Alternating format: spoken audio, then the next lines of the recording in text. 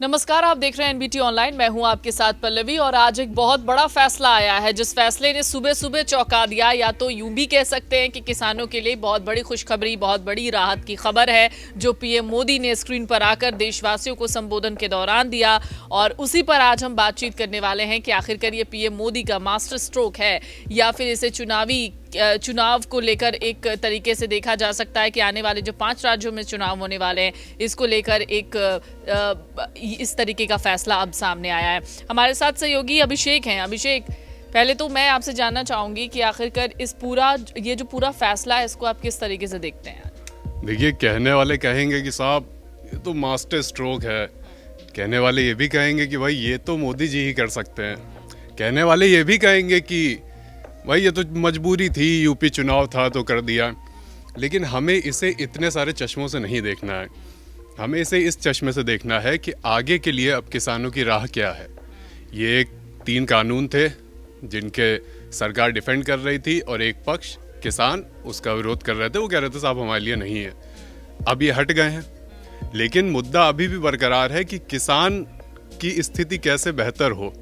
अब यहाँ से एक ब्लूप्रिंट, अभी भी सरकार का काम पूरा नहीं हुआ है। उन्होंने एक मेजॉरिटी काम कर लिया है अपना कि एक चीज़ जिसको लेकर असंतोष था लोगों में उसको उन्होंने वापस ले लिया है। लेकिन अभी भी उनको एक ब्लूप्रिंट वो भी देना है कि अब यहाँ से आगे के लिए किसानों की रोड मैप क्या है, किसानों की बेहतरी के लिए वो रोड मैप देना है। और किसानों को भी ये बताना है कि जो किसान नेता हैं अब शायद मिलेंगे आगे, जो भी चीज़ें रहेंगी वो मिलकर बताएंगे कि अब आगे वो क्या चाहते हैं, तो वहाँ से एक खाका निकलेगा। इसका पॉलिटिकल इम्पैक्ट क्या होगा, दूसरी बात ये है। तो पॉलिटिकल इम्पैक्ट अब इसका जो है वही रहेगा कि नवजोत सिंह सिद्धू की भाषा में बोलें तो अगर मेरी चाची की मूछें होती तो मैं उनको चाचा कहता। तो अब ये अब तब अगर मगर वाला ही मामला है कि अगर ये कानून रहते तो यूपी चुनाव में वैसा होता। अब ये बस कयासबाजियाँ रहेंगी क्योंकि अब उन्होंने कानून हटा लिया है।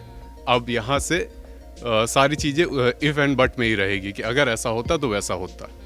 तो मतलब इतने दिनों से जो राजनीति चल रही थी उसके दरवाजे एक तरीके से बंद हो चुके हैं। जो एक टॉपिक चल रहा था विपक्ष के दिमाग में भी, जिसको लेकर लगातार रैलियां भी चल रही थी, उसके भी दरवाजे अब बंद हो चुके हैं। राकेश जी हैं हमारे साथ। राकेश जी, पहले तो आज पीएम मोदी ने जब संबोधन किया उस दौरान जैसे ही उन्होंने कृषि कानून को लेकर बात कही, एक कह सकते हैं कि जब जब पीएम मोदी स्क्रीन पर आते हैं तब लगता है कुछ नया बोलने वाले हैं, और इस बार भी ऐसे ही कुछ हुआ। तो पूरे संबोधन को अगर हम देखें तो आप किस तरीके से इस पूरे संबोधन को समझें? पल्लवी, ये जो पूरा संबोधन है इसके मौके को लेके हमें जो है वो देखना चाहिए कि किस मौके पर मोदी ने ये बात कही। तो गुरु पर्व का मौका है तो इसके कई संदेश निकलते हैं और इसका संदेश पंजाब तक भी जाता है क्योंकि वहाँ पर 5 राज्यों में जो चुनाव होंगे तो पंजाब में भी हैं। और ये मौका जो है और किसान कानून वापस लेने का इतना बड़ा फैसला है, तो एक जो पंजाब की सियासत है, हालांकि एक चीज़ ये भी नोट करने लायक है वहाँ पर कि पंजाब से ज़्यादा यूपी बीजेपी के लिए ज़रूरी है। पंजाब में 5% उसके वोट हैं, उसके 3 सीटें थी, अकाली भी हिस्सा नहीं है। लेकिन पंजाब में इस मायने में एक और टर्निंग पॉइंट वहाँ पे दिख सकता है अगर वहाँ की सियासत की बात करें। जो बड़ा सवाल इस समय चल भी रहा होगा, लोग सोच भी रहेंगे क्या मतलब जो कृषि कानून के मुद्दे पर जो अकाली वापस चले गए थे, दोस्ती टूट गई थी अकालियों में और बीजेपी के बीच में, क्या वो वापस जुड़ेंगे? क्योंकि और अगर वो जुड़ते हैं तो फिर वहाँ पर वो सियासी समीकरण, क्योंकि बीजेपी का स्टेक वहाँ पर बहुत ज़्यादा नहीं है, लेकिन इसी मुद्दे पे दोनों अलग हुए थे और ये मुद्दा, तो ये एक सियासी पक्ष उसका वहाँ पर हो सकता है। दूसरी एक चीज़ बड़ी मोदी का भाषण हमने सुना उसको तो बड़ी बेबसी, मतलब हालांकि उन्होंने चेहरे पे उनके इज़हार नहीं था वो सब चीज़, लेकिन उनके शब्द थे। देखिए मैं पढ़ के सुनाता हूँ। हाँ, मैं आज देशवासियों से एक एक शब्द उनका गौर कीजिएगा कि किस तरह से उन्होंने इस जब कृषि कानून को वो ख़त्म करने की बात कर रहे थे तो किस तरह से वो वापस मतलब उनके शब्द थे उनके, किस तरह से उन्होंने शब्दों का इस्तेमाल किया।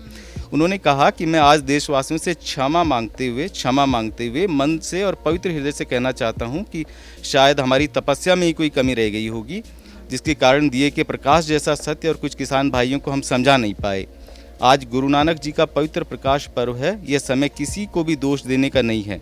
मैं पूरे देश को बताना आया हूं कि 3 कृषि कानून को रद्द करने का फैसला है। क्षमा, तपस्या, दिए के प्रकाश जैसा सत्य कृषि कानूनों पर वापस लेते इन शब्दों में तो मतलब ये जो क्षमा की मतलब आपने मतलब वापस तो लिया, लेकिन दिए का प्रकाश जैसा जो सत्य है वो किसान देख नहीं पाए, ये भी जाहिर किया मोदी ने। कि सरकार का फैसला सही था, लेकिन इस तो एक क्यों ये वापस लिया, तो ये इसका जो ये संदर्भ है ये चुनाव से जोड़कर ये साफ तौर पे दिखता है कि चुनाव से पहले और फिर उसके बाद जो यूपी में, खासकर वेस्टर्न यूपी में जो बीजेपी को लग रहा था कि नुकसान होता दिख रहा, तो वो शायद साधने की कोशिश इसमें काफ़ी हद तक दिखती है। तो उनके मतलब जो भाषण का जो ये हिस्सा है तो उसमें यही दिख रहा है कि वो समझाने में नाकाम रहे। मतलब उन्होंने किसानों के हित में ये काम किया था, लेकिन वो उसको समझाने में नाकाम रहे। तो वो जो मजबूरी है वो झलकी उनके उसमें। तो ये वो है, और इसका जो पॉलिटिकल सिग्निफिकेंस जाएगा अभी, क्योंकि अभी देखिए एकदम लगातार बयान आने लगे हैं।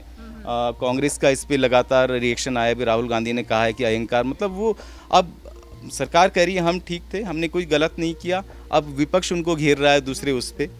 तो मायावती का बयान आया है, केजरीवाल का बयान आया कि अगर आप समय लेते ये फैसला कर लेते तो 700 किसान, कथित तौर पे 700 किसान जो हैं वो उनकी जानें नहीं जाती।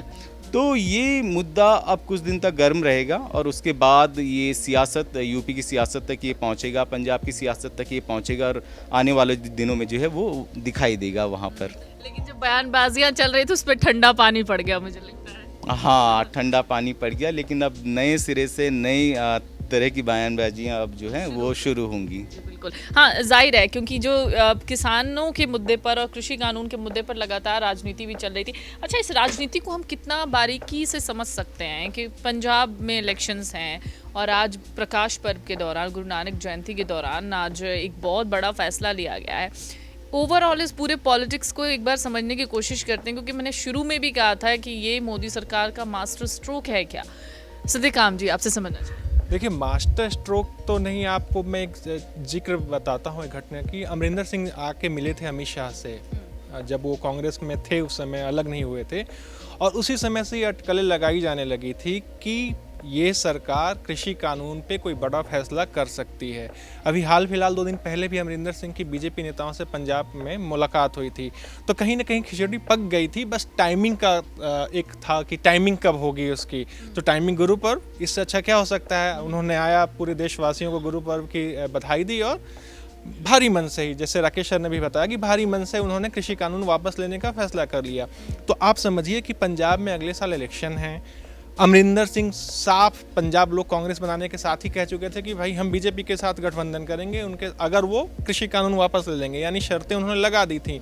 शर्तें जैसे ही लगी और बीजेपी के नेताओं से उनकी मुलाकात हुई, तो कहीं ना कहीं ये साफ होने लगा था कि कृषि कानून पे तो बीजेपी अब कोई बड़ा फैसला, मोदी सरकार कोई बड़ा फैसला करने वाली है।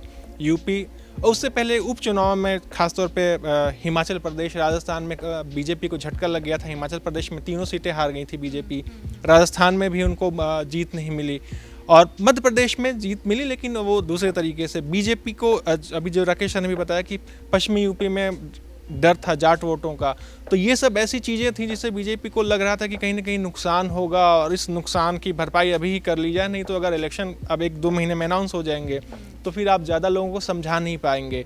तो कहीं ना कहीं ये पूरी तरीके से तय था कि ये कृषि कानून वापस लेंगे। टाइमिंग का एक टाइमिंग देखा जा रहा था कि कब लेंगे। आज देखिए, मोदी जी 3 दिन के दौरे पे जा रहे हैं यूपी में भी इलेक्शन है। यूपी में बड़ा स्टेक है बीजेपी का, वहाँ सरकार है अभी, वहाँ योगी सरकार है, यानी बीजेपी की सरकार है, और 2024 का जो रास्ता है यूपी के थ्रू जाएगा। तो सारी चीज़ें कैलकुलेट किया गया, आपने देखा टाइम मैनेजमेंट, एग्जैक्टली कैलकुलेशन हुआ पूरी तरीके से कि कैसे क्या चीज़ें तय की जाएं। और विपक्ष का रिएक्शन भी आप देख ही लगातार कि वो कह रहे हैं कि अहंकार से झुका दिया। तो ये सारी चीज़ें तय की गई और एक फैसला लिया गया। अब आते हैं पंजाब पे। पंजाब में बीजेपी का बड़ा स्टेक नहीं था, लेकिन अमरिंदर सिंह के साथ बीजेपी जाके ये कोशिश कर रही है कि वहाँ अपना एक जनाधार बढ़ाएं। जैसे कि सैड उसके कारण से, कृषि कानून के कारण सरकार का साथ छोड़ दी और मंत्रिमंडल से बाहर हो गई थी। इस फैसले के बाद कहीं ना कहीं, चूँकि पुराना गठबंधन रहा है सैड का बीजेपी से, कहीं ना कहीं हो सकता है कि सॉफ्ट कॉर्नर आए और वो पार्टी में बाद में, अभी नहीं हो सकता, इलेक्शन में नहीं, इलेक्शन के कुछ पहले कुछ गठबंधन की बातें हों, बीजेपी स्ट्रॉन्ग फोर्स बन के उभरे अमरिंदर सिंह के साथ। ये सारी चीज़ें हैं, पॉलिटिकल ही बैठ तो होता रहता है। ओवरऑल ये फैसला एक जो रिपील करने का है, सरकार को पॉलिटिकल गुनागणित देख के ये उन्होंने लिया है, और लेना तो था ही। मैंने चूँकि पहले ही बता दिया था कि जैसे ही अमरिंदर ने अलग होने की घोषणा की और सरकार अपनी अलग पार्टी बनाई, उस समय तय हो गया था कि अब बीजेपी ये इस पे कुछ ना कोई फैसला कर ली है, कर लेगी कुछ दिन में, और अब वो कर चुकी है। 5 राज्यों में इलेक्शन है अगले साल, यूपी, पंजाब, उत्तराखंड, इन सब स्टेट में किसानों की बड़ी आबादी है। आप किसानों को रूल आउट नहीं कर सकते, भारत एक कृषि प्रधान देश है, तो उनकी मांगों को तो आपको सुनना ही पड़ेगा। सुनी सरकार, देर से सुनी, वापस ली, देखते हैं इसका पॉलिटिकल उनको गेन कितना मिलता है ना। और तर्कश से तीर निकल चुका है, 5 राज्यों को भेद पाता है नहीं भेद पाता, ये बहुत बड़ा सवाल है।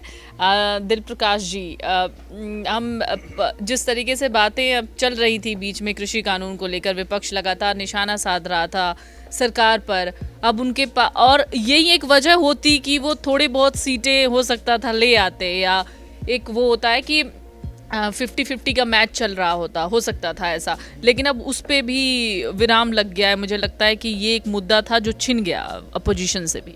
हाँ, ये कई लोग इसको मास्टर स्ट्रोक बोल के उसको कर रहे हैं, लेकिन ये सही बात है कि इस समय सरकार जा रही है और अगले चुनाव में, अगले साल कुछ राज्यों में विधानसभा चुनाव होने हैं, तो उसको देखकर तो ये मास्टर स्ट्रोक कहा जा सकता है, क्योंकि जिस तरह से एक तरह से विपक्ष पूरे जो किसान आंदोलन कर रहे हैं उनके पीछे खड़ा हो गया था, उससे लगता था कि बीजेपी को कुछ नुकसान होगा, खासकर पश्चिमी उत्तर प्रदेश में। लेकिन अब ये कृषि कानून को वापस लेने के बाद शायद विपक्ष के हाथ से, आपने सही कहा कि एक मुद्दा छिन गया है, और जो वोटों का एक नुकसान लग रहा था वो अब नहीं होगा। बिल्कुल। और हमारे साथ शिशिर सर हैं, उनसे भी एक बार पूछ लेते हैं। अच्छा सर, एक बड़ा अहम सवाल है कि आज तो पीएम मोदी ने अनाउंस कर दिया कि हम जो बिल है वो वापस ले रहे हैं।